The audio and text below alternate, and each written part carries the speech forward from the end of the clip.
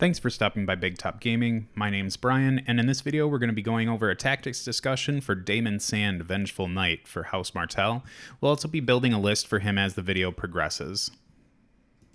So it's been a while since I've made this type of video, and for those of you who are new to the channel or have forgotten the format, I typically like to analyze a commander from the perspective of looking at their tactics cards first. I think it gives me a good idea of what their identity is and how they want to execute their game plan.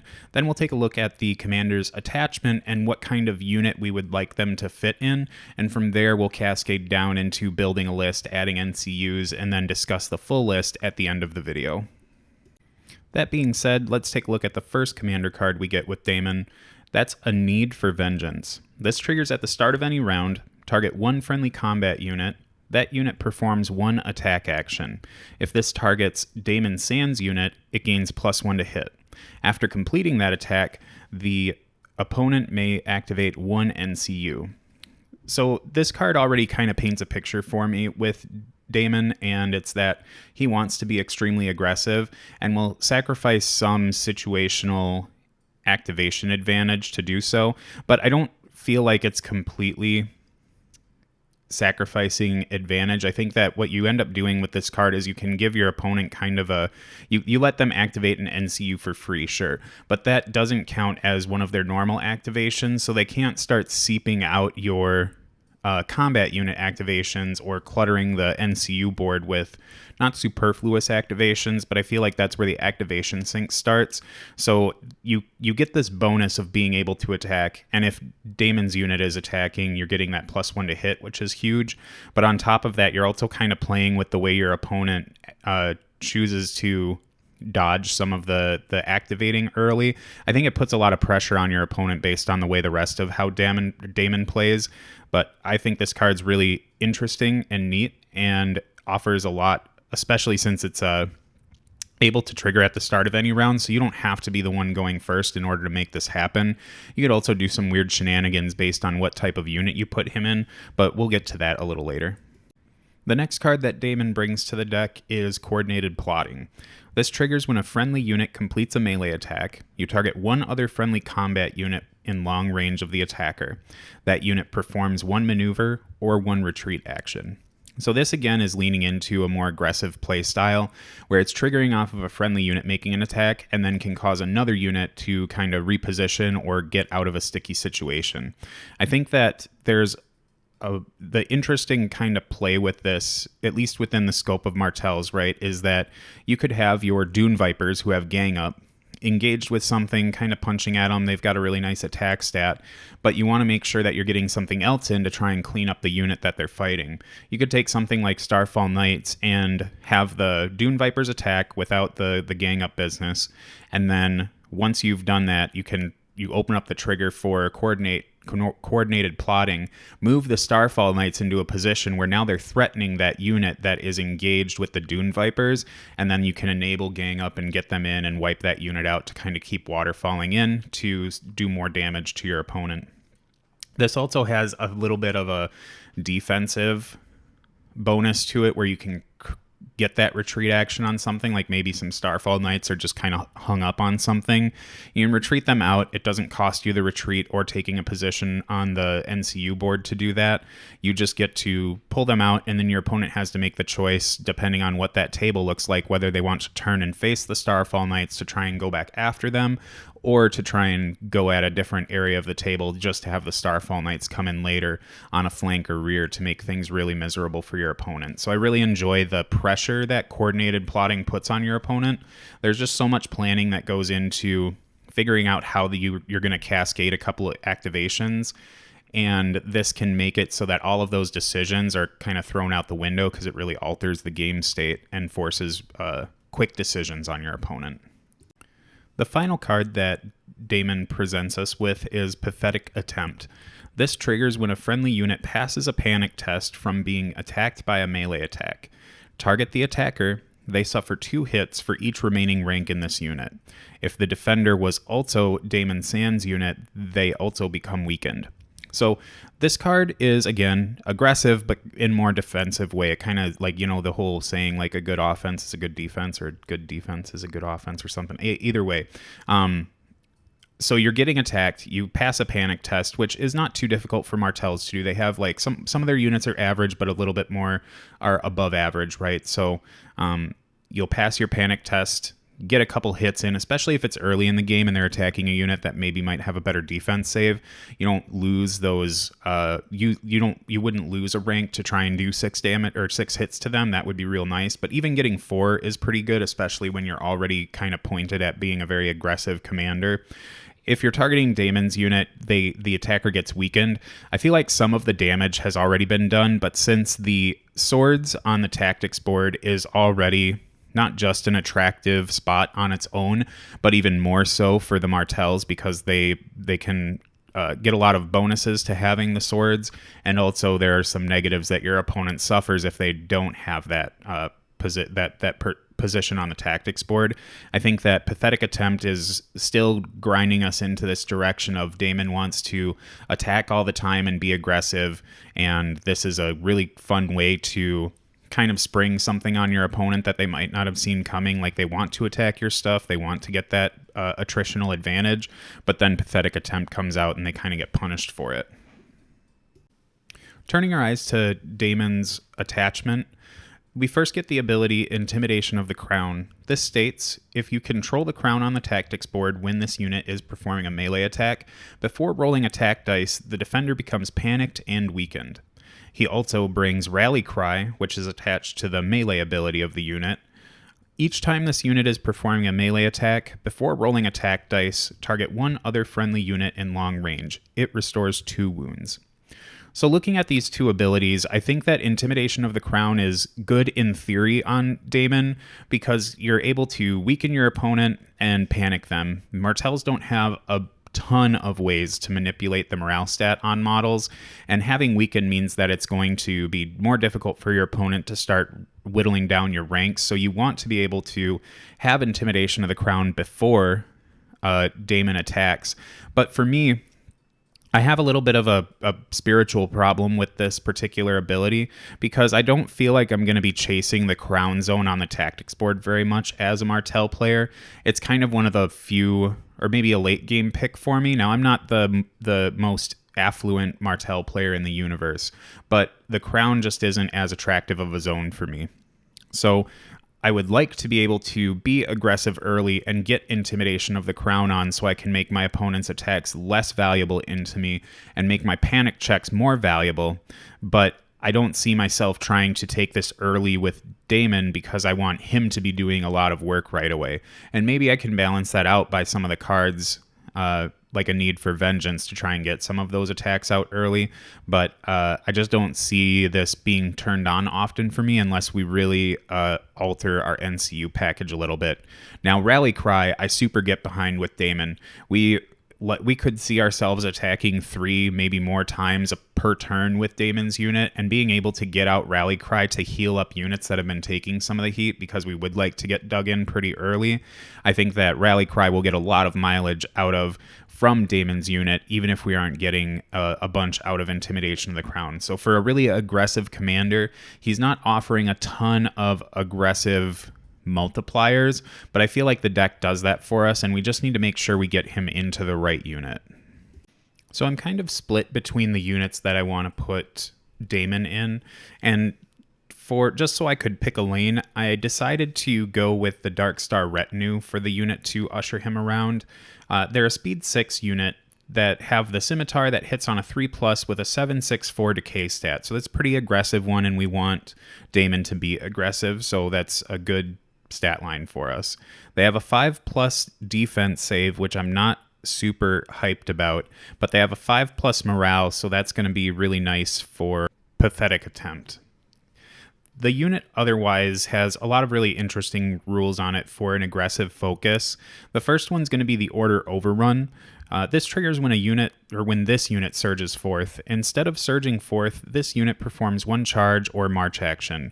So with Daemon, we have so many opportunities to get extra attacks that we're hoping that we will be able to wipe a unit out, and then once we're able to do that, we can overrun to get stuck in again and start attacking. It triggers Rally Cry twice because we'll attack, kill the thing, then charge, attack again, then will trigger Rally Cry for that second time.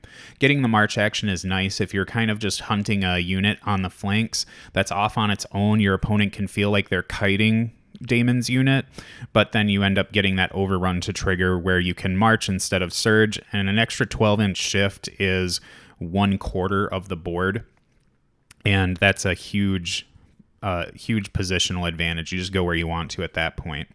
The next rule they bring with us is Fueled by Slaughter. This is an ability tied to their melee, and it states, after this unit completes a melee attack, if the defender suffered any wounds, this unit restores 1 wound plus 1 additional wound for each of the defender's destroyed ranks. So Daemon can't benefit from his own Rally Cry, but he should be killing things, and Fueled by Slaughter is going to make sure that this unit's poor defense save kind of saves them a bit if they end up getting into something that's kind of punching them back. The final rule that they have attached to their melee attack is Critical Blow. So on 6s, they're going to generate an additional hit. There are a couple different ways we can get +1 to hit with this army. So being able to hit on 2s when you're charging and then just fishing for rerolls to get extra 6s is not a bad way to go if you're wanting to play the slot machine of rolling 6s. But for 7 points, I think this unit it's good and bad for Daemon, right? Because you don't want your commander in a unit that's just got a 5+ defense save. You're going to be really prone to getting much more damage thrown at you on a vulnerable Sundering unit, but hopefully the Fueled by Slaughter can keep you there. I could see taking him out, but I would like to taking him out of the Darkstar retinue, but I like the idea of the Darkstar retinue being in his list just that they can, sustain themselves, get that overrun to get extra attacks, and they just become a really dangerous unit if your opponent isn't watching for them. And with coordinated plotting, this unit at speed 6 or movement 6 can get into places where it needs to be, and your opponent might not see that coming. The next unit we'll be adding to the list are the Martell Spearman. Now these come in at 5 points for a movement 5 unit that has a spear attack that hits on 4s and has a decay stat of 774. They have a 5+ defense save with a 6+ morale, and come with 2 really interesting orders for this list. First is Set for Charge. When this unit is successfully charged from the front or flank, if this unit is not engaged with another enemy, it performs 1 melee attack action on the attacker before they perform their melee attack. The reason why I say it's interesting is because Daemon already wants to put out a lot of extra attacks, and having this order on Martell Spearman is valuable to you, right? Like, not only is just getting an extra attack before your opponent charges good, but this could be like your 4th or 5th extra attack you get in a single round. And Martell Spearman, I think, with their stats, are probably better suited to be kind of hanging out in the back as a support, kind of holding backfield objectives or doing backfield things. But then having this order tactical reposition on them, it triggers at the start of an enemy turn. The target performs target one friendly unit within short range, and they perform a 3-inch shift. So if you're a little bit more stuck in, you can end up getting a unit up the table a little bit more, shift them out of the way if there's some terrain that can mitigate a charge. This is just a really good supportive 5-point unit that has that extra ability to push the melee up a notch. So I think it de-incentivizes your opponent from coming into this unit, but they also I don't know how many people are going to be super tolerant of the 3-inch shift for the first 2 or 3 turns of the game. After that, I think the shift maybe falls off a bit because the Martell Spearmen aren't where they need to be because the rest of the army is so fast and is playing positional tricks. But overall, I think this is a good add for any Martell list, especially in multiples. But for this one, we're only bringing 1 unit of these along. Next up in the list are Starfall Knights. These are movement 6. They have the Starfall Lance that hits on 3s and has a 5/4 attack stat. They have a 4+ defense save with a 5+ morale, so fairly survivable, kind of middle of the road on defense, but really good on morale. They are a cavalry unit, so they get to do the maneuver at the start of their activation, they get that maneuver. But more importantly, they are Lance Cavalry, so that means that they have Sundering all the time, but when they're charging, they roll +2 attack dice for each remaining rank in this unit. So that's going to give them a 7/6 attack stat, which is fairly aggressive as long as they're charging. But they also have it baked into their Starfall Lance, the ability to panic and weaken the enemy if they're attacking the enemy in the flank or the rear before rolling their attack dice. So it's not a secret that Lance Cavalry are good. They have been good ever since the game first came out, and having Sundering all the time is really important for these guys. It means that if they are stuck in, they have a better chance of getting themselves out. But between Daemon and the rest of the deck for Martells, they have the ability to get unstuck if they need to, but really this unit can come in and clean things up. If you have one of your other units engaged, they're able to kind of bail them out. Speed 6 Cavalry is, or Speed 6 Lance Cavalry is really good. On top of having like the 3-inch shift from the Martell Spearman, this unit gets very dangerous very quickly. Next up, coming in at 6 points, we have the infantry unit Dune Vipers. They're a movement 6 unit with the melee ability Spear and Net. It hits on 4s, has a 7/6/4 decay stat, so fairly aggressive, and has a 4+ defense save with a 6+ morale, so fairly middle of the road, if not just a little better performing on morale. Their Spear and Net has the ability that states, after completing this attack, the defender becomes weakened. They also have Counter Strike, which states each time this unit is attacked with a melee attack, for each miss, the attacker suffers 1 hit. And then finally, they have the ability Gang Up. All friendly units' melee attacks gain +1 to hit and +1 attack die on enemies that are engaged with this unit and at least one other friendly unit. So the Dune Vipers are kind of they're good in their own right, but I think they really appreciate being kind of like a buddy cop unit. If we look at something like the Starfall Knights, if they come in on a charge with Sundering and the Dune Vipers are still there, they're looking at a 6/5 attack stat that goes up to 8/7 for their Lance ability.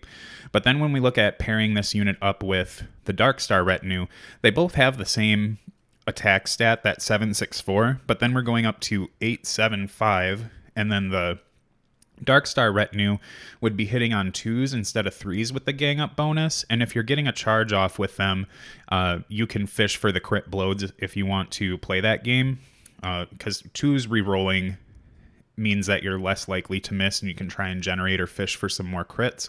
But on their own, I still think they're perfectly fine unit. They benefit from their own gang up as well.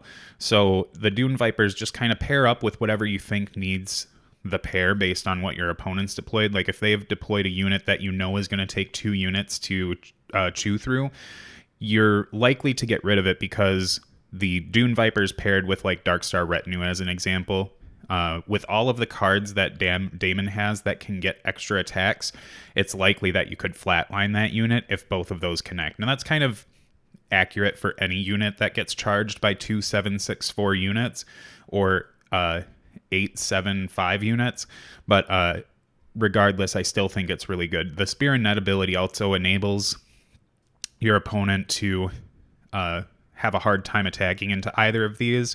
The Counter-Strike de-incentivizes them from going into the Dune Vipers.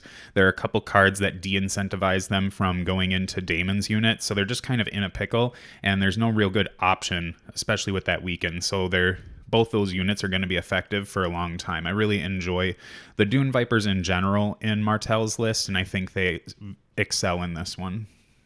The final combat unit that we're adding to this list is going to be Starfall Out Riders. They're a 6-point cavalry unit with movement 6, and they have the scimitar melee ability that hits on 4s and has a 7/4 decay stat. They have a 5+ defense save and a 6+ morale.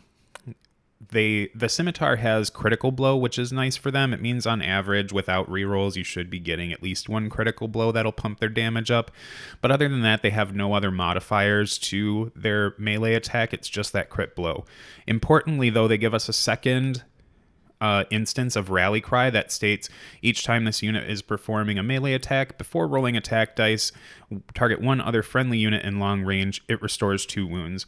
The big reason why I have this unit in here is so that I can try and start applying Rally Cry to Daemon's unit. He can't Rally Cry himself, and I want to make sure with the not so great save stats or defensive stats that unit has, that if Fueled by Slaughter isn't getting us anywhere, that I have a backup plan for healing that unit that is independent of the NCUs that I'm going to be bringing along. This is probably like more of a flex unit, which I can talk about when we get to NCUs.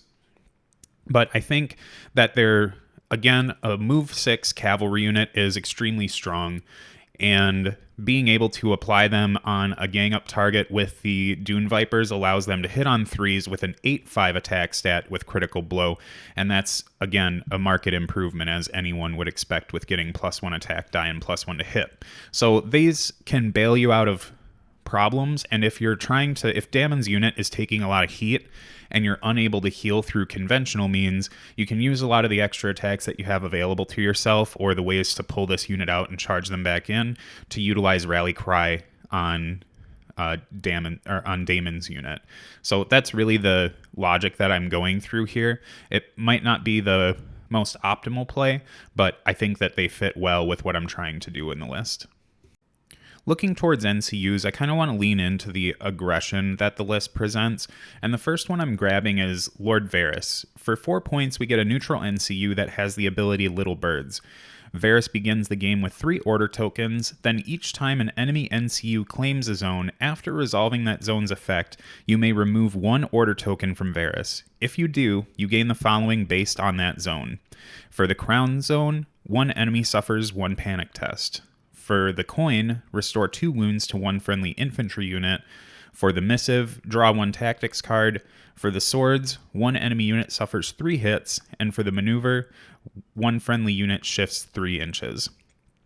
The big reason for taking Varys here, outside of being just a phenomenal NCU, I really am looking at grabbing the coin ability to heal units back up when I'm kind of in danger, but most importantly, it's going to be the swords. This way, if my opponent doesn't want to give me the swords position on the tactics board, because I will want to take that attack all the time, but this way, if they do end up taking it, I've got 3 instances in the game where I can smash them for 3 hits for their troubles. So there might even be, well, I guess even if they were in trouble of losing the unit, they wouldn't give me the swords anyways, because I'd still just take them for free.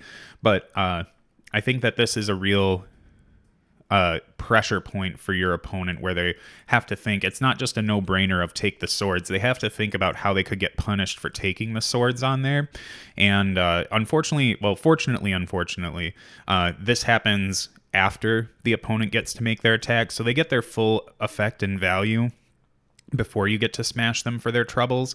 But there are a lot of things in this list that will punish our opponent for attacking us, so it just compounds a lot of extra damage that they might not have calculated for. So Lord Varys for me is already a good pick for any list, but for this one, he has special consideration.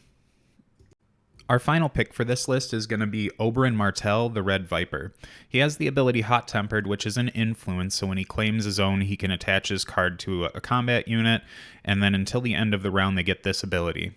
While influencing this unit, each time an enemy attacks this unit with a melee attack, after resolving that attack, the attacker suffers 1 hit, plus 1 hit for each of the defender's remaining ranks. So this again is leaning into that aggressive playstyle where we're going to punish our opponent for coming into us outside of just having our normal extra attacks. So I think with Doran Martell, a really interesting scenario to put him in is having the Darkstar retinue with Daemon engaged with an enemy, along with having Dune Vipers engaged with that enemy too. If they attack the Dune Vipers, then they're going to have the counter strike for all of their misses, and they might have that weakened token applied to them already for their troubles from getting hit with the Dune Vipers previously. If we have Doran Martell attached to Daemon's unit, then every time they attack them, they're going to be taking hits for that, and that's not a good position to be in either. So no matter which option they pick, they're going to be taking hits for it, likely with the counter-strike. You know, you could not take damage from that. But then if they've done that off of the swords on the tactics board, they also could be taking 3 hits for Varys' influence. So once you kind of put this together, you can see how many extra hits and how many difficult decisions we put on our opponent that really force them to pretty much just pick how they want to get beat up on. There's a lot of ways to get extra hits in this list, lots of ways to get extra attacks. It's just going to be an extremely aggressive list, and having 5 combat activations or 5 combat unit activations means that we've just got a lot of pressure that we can put on our opponent. And as we start quickly taking out their combat units, you can start to see the compounding interest of having that much on the table with that many attacks when your opponent doesn't have much they can do against that. So I had said earlier that the Starfall Out Riders were kind of a wiggle spot, and this is more for people who like to play with 3 NCUs and have a hard time giving that line of play up. I think you could remove the Starfall Out Riders and add in something like Doran Martell. You get the Water Gardens, so you're guaranteed to be able to take those positions. Playing around the Water Gardens can get a little rough, but we have so many combat units that we really don't mind not being able to activate or being forced to activate a combat unit. And then on top of that, if our opponent is swiping the swords from us, they're still getting hits back from Varys, or if Oberyn has somehow made it onto the table beforehand, we have that hot-tempered ability to make that work. It does leave us with 2 extra points left over, and for that, I really like the Dune Vipers attachment that gives them Disrupt. I think Disrupt and Counterstrike are just they synergize with each other so well on top of having that weakened token, where your opponent again gets into a rough decision where they have to say, okay, I need to attack with this unit or it will die, but if I attack with it, it will probably die for free if the Counter-Strike option is out there, along with Hot Tempered on a unit that might be engaged with them. So you have a lot of ways to shift this list to still keep it very aggressive, since we have all those extra instances of damage. You don't need to rely on having the full 5 combat units. I do like having the Rally Cry, because I really don't want to put this list into something that's got like a lot of Sundering, or I guess auto damage doesn't matter so much because it's the same. But keeping them out of something extremely aggressive is tough, and that's where having the 2 instances of Rally Cry helps. But I could see an argument for having Doran in here to get those 6 spots on the table and tease out your opponent's activations and still be able to do all the cool things you want. Because Doran also, in addition to being able to heal units, he can do automatic wounds as well, so you don't lose a whole lot by removing one of those units. You still have the options to play with. He just takes a little bit of time to get online. I really enjoy being able to take a commander like Daemon and lean into their particular playstyle. It seems like Daemon telegraphs something that he wants to do, and I think that this list really just puts him on that aggressive, get as many attacks out, do as many extra hits as possible, and put a lot of pressure on your opponent. And with the Martell's Tactics deck, there's a lot of other cards in there that can help exacerbate that pressure. So this list is going to be fun to play, at least for me. But if you have any alterations to Daemon, or if there's something you feel needs to be in there that I haven't included, feel free to list that in the comments below. Otherwise, thanks for watching this video, and I look forward to seeing you in the next one.